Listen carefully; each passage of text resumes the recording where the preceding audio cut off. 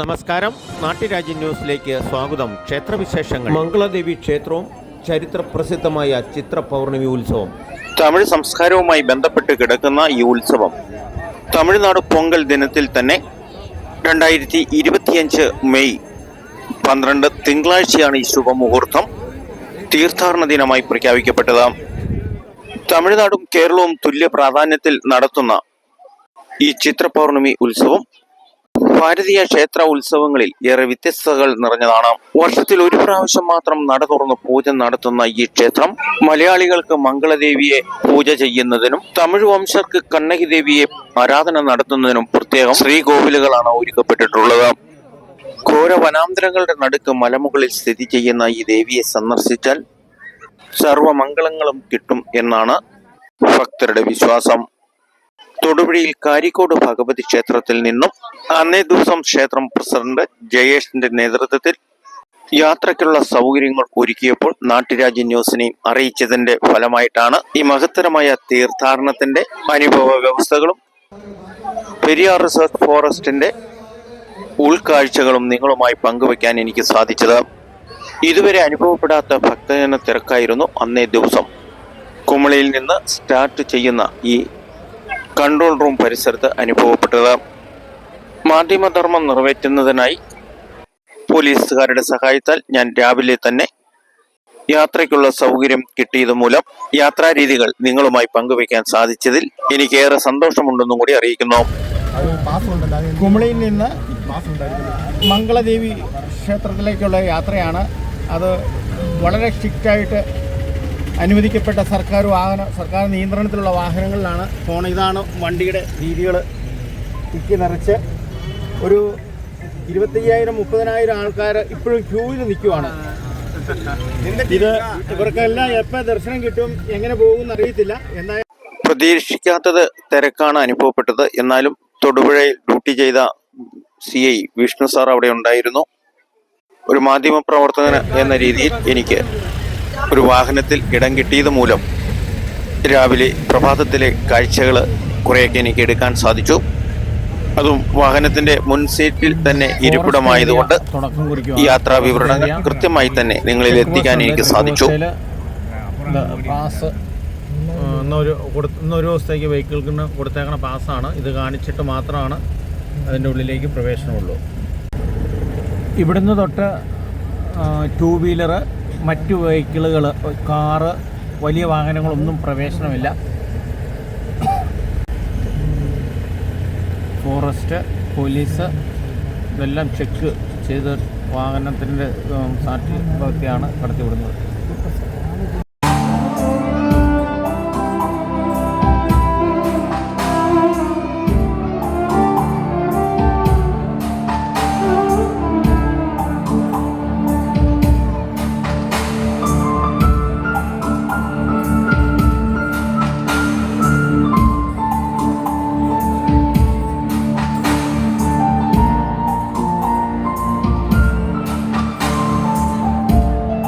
ക്ഷേത്രം തമിഴ്നാട് ചരിത്രവുമായിട്ട് ബന്ധപ്പെട്ടാണ് ക്ഷേത്രത്തിന്റെ ഉത്ഭവം എങ്കിലും കേരളത്തിന്റെ തേക്കടി, പെരിയാർ, കടുവ സങ്കേതം വനാന്തരങ്ങളിൽ കൂടി മാത്രമാണ് ഇങ്ങോട്ടേക്കുള്ള കാനനപാതയും.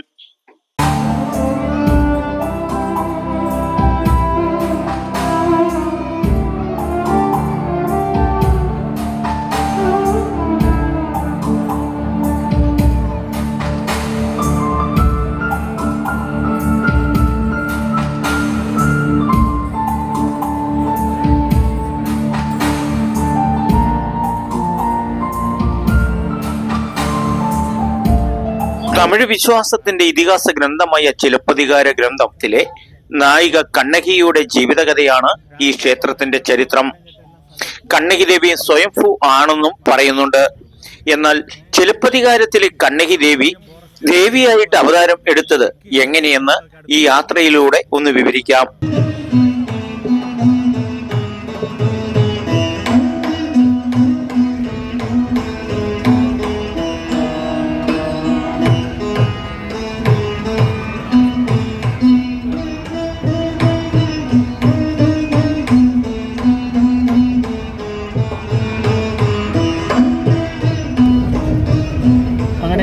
കാനനപാതയിൽ രണ്ടാമത്തെ ചെക്ക് പോസ്റ്റാണ്.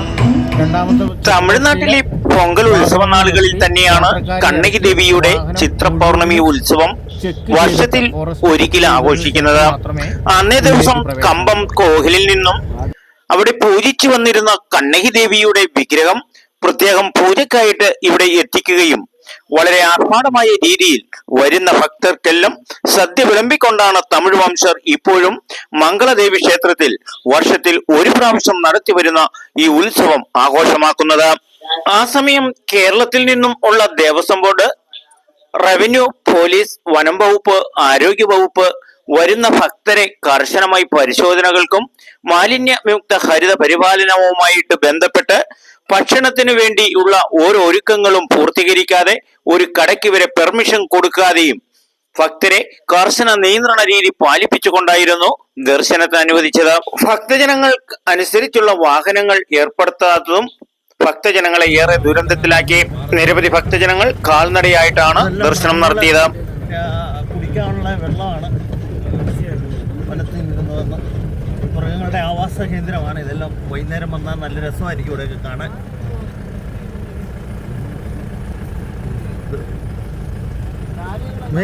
എന്നാൽ പ്രകൃതിയുടെ നയനമനോഹരമായ കാഴ്ചകളും കാട്ടുമൃഗങ്ങൾ മേയുന്ന സ്ഥലങ്ങളും കണ്ടുകൊണ്ട് ഒരു ക്ഷീണവും അറിയാതെയാണ് ഭക്തജനങ്ങൾ മുന്നോട്ട് നടന്നത്.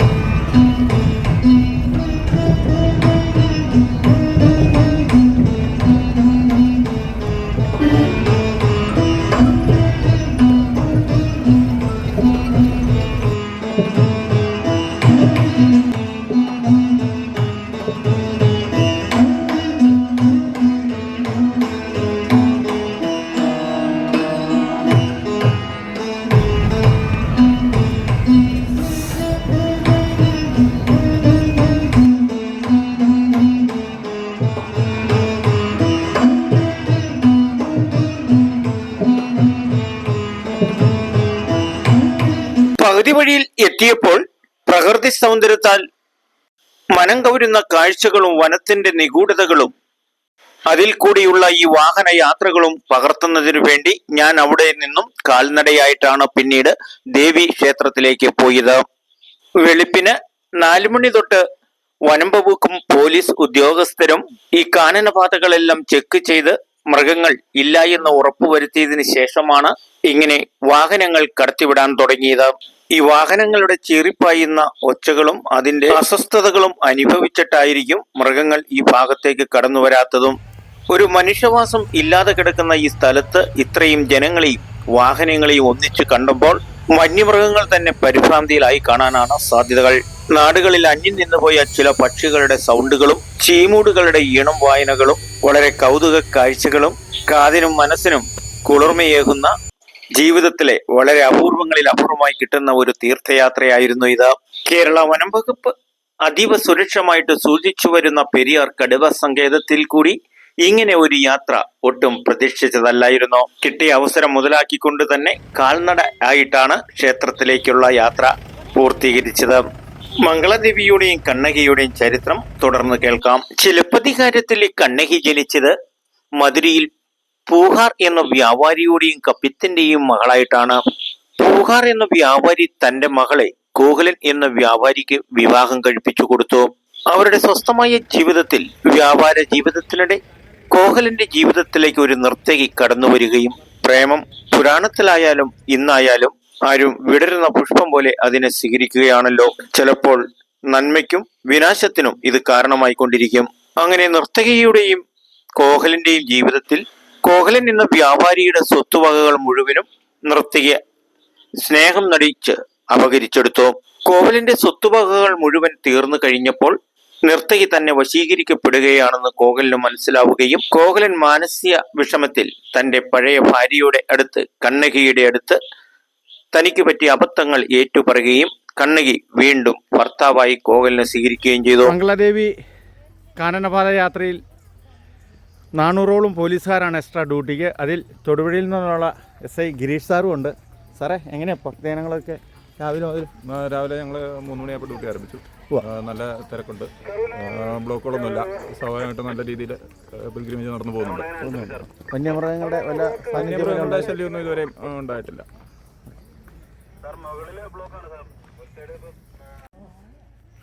കാട്ടാന വഴിയാണിത്.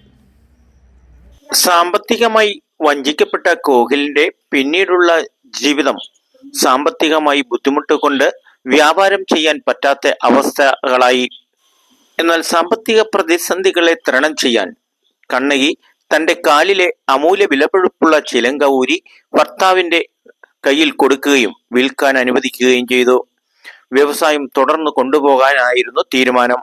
ചരിത്രം പറയുന്നതിനിടയിൽ നമ്മുടെ ഈ പ്രകൃതി ഭംഗിയെ പറ്റിയും സൂചിപ്പിക്കാതിരിക്കുന്നത് ശരിയല്ലല്ലോ. അങ്ങനെ കാടും മലയും കയറി കാണാത്ത കാഴ്ചകളാട്ടോ. ഇതുപോലെ അതിശയം എന്നാന്ന് വെച്ചിട്ടുണ്ടെങ്കിൽ കാട്ടുമൃഗങ്ങൾ ഒന്നും ഈ പരിസരത്തേക്ക് അടുക്കുന്നില്ല. അതുപോലെ വാഹനങ്ങളാണ്, നമ്മുടെ ജീപ്പുകൾ പട്ടാളത്തിൻ്റെ ക്യാമ്പ് വണ്ടി പോകുമ്പോൾ മിന്നപ്പുറകെ ഇതുണ്ടോ പോയിക്കൊണ്ടിരിക്കുവാണ്. അതുകൊണ്ടായിരിക്കും കാട്ടുമൃഗങ്ങളൊന്നും ഇങ്ങോട്ട് അടുക്കാത്തത്. പക്ഷേ മലയുടെ മുകളിലാണ് പവിത്രമായ ദേവിയുടെ ആസ്ഥാനം, അങ്ങോട്ടാണ് പോയിക്കൊണ്ടിരിക്കുന്നത്. വിശ്വചൈതന്യായ കണ്ണകിയുടെ ചരിത്രം തുടരാം. അങ്ങനെ ദാരിദ്ര്യത്തിൽ നിന്നും കരകയറാൻ ഭർത്താവ് കോകിലൻ ചിലങ്കയുമായിട്ട് മാർക്കറ്റിൽ വിൽക്കാൻ എത്തുകയും ഇത്രയും വിലപിടിപ്പുള്ള ചിലങ്ക കണ്ടിട്ട് പൊതുജനം തെറ്റിദ്ധരിക്കുകയും മോഷ്ടിച്ചു കൊണ്ടുവന്ന ചിലങ്കയാണെന്ന് പ്രജകൾ വിശ്വസിച്ചുകൊണ്ട് രാജാവിനെ വിവരം അറിയിക്കുകയും രാജാവ് ഭടന്മാരെ അയച്ച് കോകിലിനെ കസ്റ്റഡിയിൽ എടുക്കുകയും രാജാവിന്റെ മുന്നിലെത്തി ചിലങ്ക രാജാവിന് സമർപ്പിക്കുകയും ചെയ്തു. രാജാവ് ഉടൻ തന്നെ ശിക്ഷ നടപ്പാക്കി. വിചാരണയില്ലാതെ തന്നെ കഴുത്ത് മുറിച്ചു കളയാനായിരുന്നു ശിക്ഷ.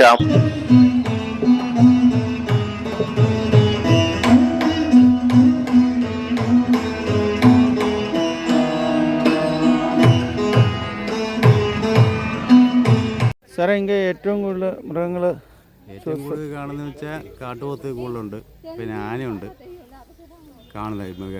പെട്ടെന്ന് കാണുന്ന മൃഗങ്ങൾ അതേ മാത്രമേ ഉള്ളൂ. പിന്നെ കടുവ, കാടി അത് അപൂർവം കാണാൻ പറ്റുള്ളൂ. ഈ വാഹനങ്ങളുടെയൊക്കെ ഒച്ച കേട്ടിട്ടാണ് അതിൻ്റെ സാന്നിധ്യം ഇപ്പോൾ കുറവ്. വാഹനത്തിൻ്റെ ഒച്ച കേട്ടാണ് ഇപ്പോൾ ഒന്നും കാണാത്തത്. റെസ്റ്റ് എടുക്കുമായിരിക്കും. വാഹനം ഒന്നും ഇല്ലെങ്കിൽ കാട്ടുപോത്തിലും കാണാം, ആനയും കാണാം, ലക്കിയുണ്ട് കടുവയും കാണാം, കാടിലും കാണാം. അങ്ങനെയുള്ളൂ. എപ്പോഴെങ്കിലും നിങ്ങളുടെ മുന്നേ നിങ്ങൾ ഇതിനു വേണ്ടിയിട്ട് ഡ്യൂട്ടിയാണോ അല്ലെങ്കിൽ സ്പെഷ്യൽ? ഞങ്ങൾ ഇതിനു വേണ്ടി ഡ്യൂട്ടി. എവിടെ സ്ഥലം? ഞങ്ങൾ ഇവിടെ തന്നെ, കുമ്പളി തന്നെ. കുമ്പളി തന്നെ. അങ്ങനെയൊക്കെ മൃഗങ്ങളുടെ മുന്നിൽ പെട്ട് സാന്നിധ്യം ഉണ്ടാകാറുണ്ടോ? കുറച്ച് പേരുണ്ട്, കുറച്ച് പേരില്ല. അങ്ങനെ പെട്ടെന്ന് നമ്മൾ അറ്റാക്ക് ഒന്നും ചെയ്യത്തൊന്നുമില്ല. ഇല്ല.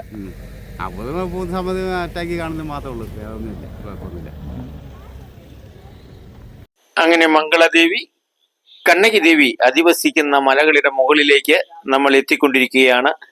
ജീപ്പുകളെല്ലാം വളവുകളും തിരിഞ്ഞ് കുന്നിൻ മുകളിൽ കൂടി ദേവിയുടെ സാന്നിധ്യത്തിലേക്ക് അടുത്തുകൊണ്ടിരിക്കുന്നു. ഇതറിഞ്ഞ കണ്ണകി പൊട്ടിക്കരയുകയും പിന്നീട് രോഷാകുലനായിട്ട് തന്റെ ഭർത്താവിന്റെ നിരപരാധിത്വം രാജാവിനെ ബോധ്യപ്പെടുത്താൻ രാജകൊട്ടാരത്തിൽ എത്തുകയും രാജാവ് കരസ്ഥമാക്കി വെച്ചിരുന്ന ചിലങ്ക മേടിച്ച് ആ ചിലങ്കയിൽ താൻ സൂക്ഷിച്ചു വെച്ചിരുന്ന അമൂല്യ വിലപിടിപ്പുള്ള മാണിക്യം എടുത്ത് ഇത് തന്റേതെന്ന് ബോധ്യപ്പെടുത്തുകയും ചെയ്തു. പിന്നീടുണ്ടായ സംഭവം ഭദ്രകാളി സ്വരൂപത്തിൽ കണ്ണകിയുടെ കണ്ണിൽ നിന്ന് കോപാഗ്നികൾ ജ്വലിയുകയും മധുര നഗരം ചുട്ടെരിയുകയുമാണ് ഉണ്ടായത്. കോപമടങ്ങാതെ വന്നപ്പോൾ തന്റെ ഒരു മുല മുറിച്ച് പ്രജകൾക്കിടയിൽ എറിയുകയും ശാപം കൊണ്ട രാജവംശം തീരുകയും പ്രജകൾ നശിക്കുകയുമാണ് ഉണ്ടായത്. പിന്നീട് ദേവി ഇരിപ്പിടത്തിനായി കണ്ടെത്തിയത് തമിഴ്നാടിന്റെയും കേരളത്തിന്റെയും സെൻട്രലുള്ള പ്രകൃതിയും ദൈവവും ഒന്നാണെന്ന് തോന്നിപ്പിക്കുന്ന ഈ പുണ്യസ്ഥലമാണ് തെരഞ്ഞെടുത്തത്.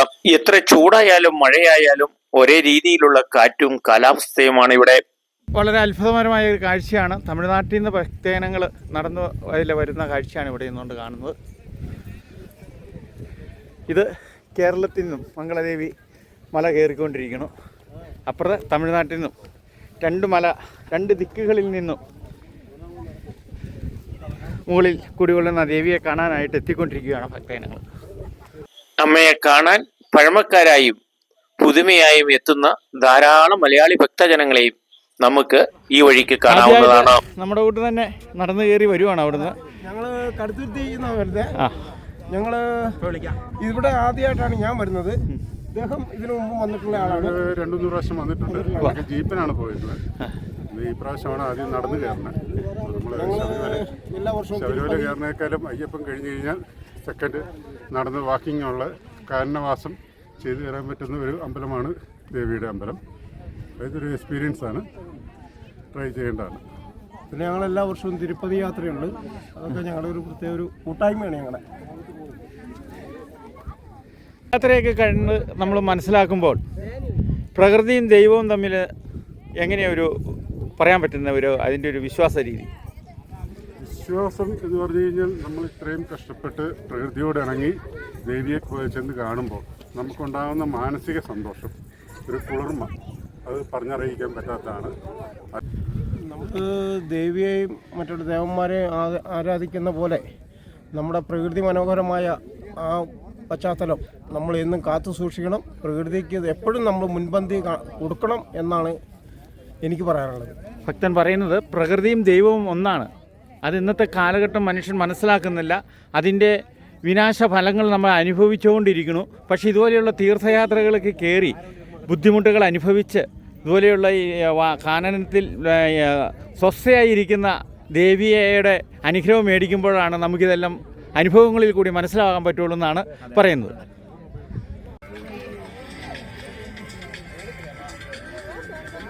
മംഗളദേവിയുടെ ഒരു വശത്ത് മറുവശത്ത് പടിഞ്ഞാറ് ഭാഗമായി കാണുന്നത് തമിഴ്നാടാണെന്ന് ഒറ്റ നോട്ടത്തിന് തന്നെ മനസ്സിലാവും.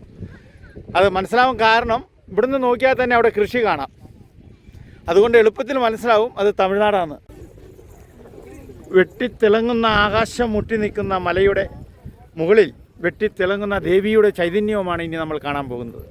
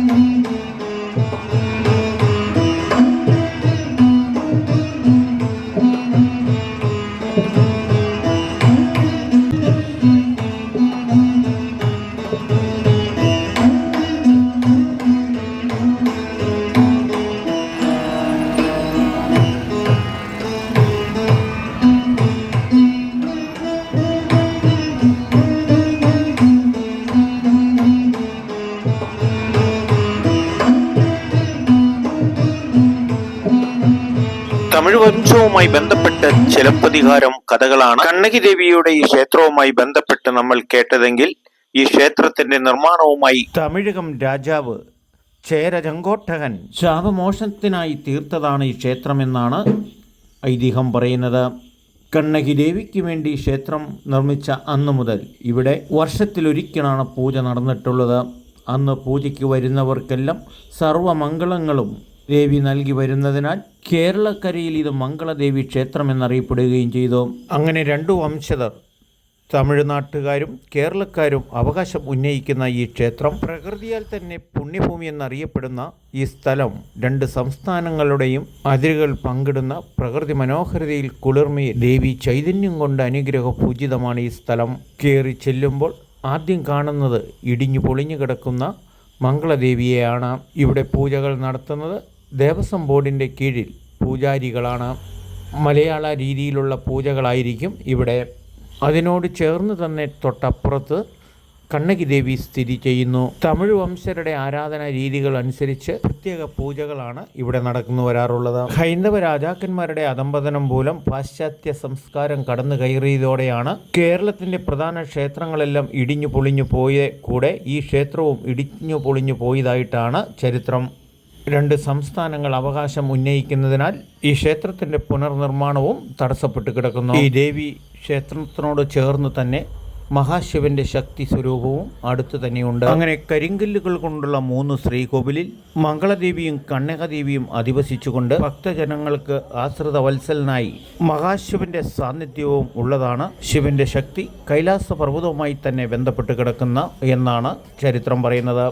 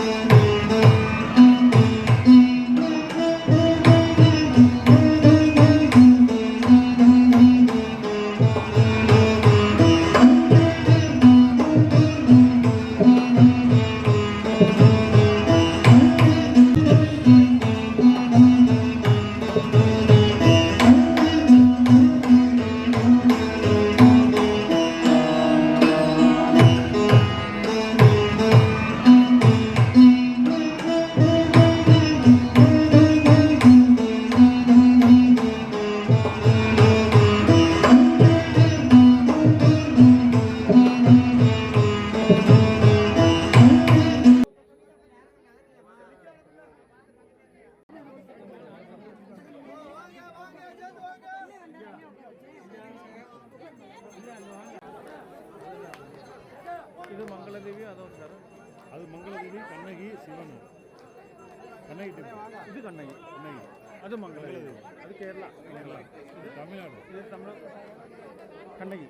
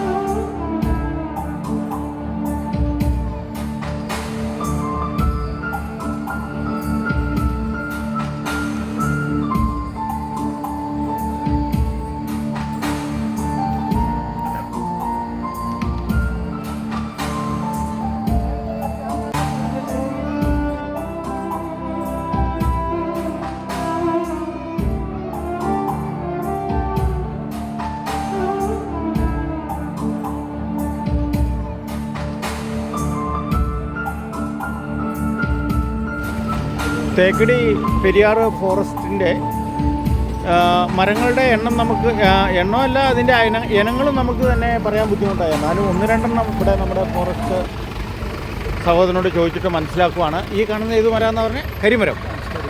ഈ കാണുന്ന ഇല ഇത് കരിമരമാണ്. ധാരാളം ഓക്സിജൻ തരുമെന്നാണ് പറഞ്ഞത്. പിന്നെ ഈ കാണുന്ന മരത്തിൻ്റെ വരുന്ന ചെറിയ ഇല, അതിൻ്റെ തടി കത്തി വരെ വളഞ്ഞു പോകും അതിൻ്റെ തടി കൊണ്ടാണെന്നാണ് പറയണത് അല്ലേ? പാടുണ്ട്. അതൊക്കെ ഭയങ്കര. മംഗളദേവി ക്ഷേത്ര ദർശനത്തിന് ശേഷം നമ്മൾ തേക്കടി പെരിയാർ ഫോറസ്റ്റ് കൂടിയായിരുന്നു യാത്ര. ആ ഫോറസ്റ്റിൻ്റെ എൻഡിങ് ആണ്, തീരാറായി. അപൂർവ ഇനം സസ്യജാലങ്ങളാൽ നിബിഡമായ ഈ വനം ഇടുക്കി ജില്ലയിൽ തന്നെ ഏറ്റവും വലിയ മരങ്ങളും അതുപോലെ തന്നെ ഏറ്റവും കൂടുതൽ കാട്ടുമൃഗങ്ങളും അധിവസിക്കുന്ന നാട്ടുരാജ്യ ന്യൂസിന് വേണ്ടി പ്രത്യേക വനം കൂടിയാണെന്ന് ഓർമ്മിപ്പിക്കുന്നു. മംഗളദേവി ക്ഷേത്ര സന്നിധിയിൽ നിന്നും കെ വിജയൻ.